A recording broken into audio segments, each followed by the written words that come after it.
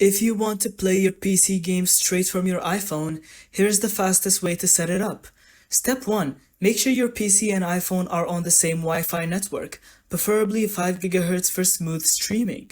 Step 2. Download Steam Link from the App Store. If you're using Game Pass or non-Steam titles, you can also try Moonlight or Parsec.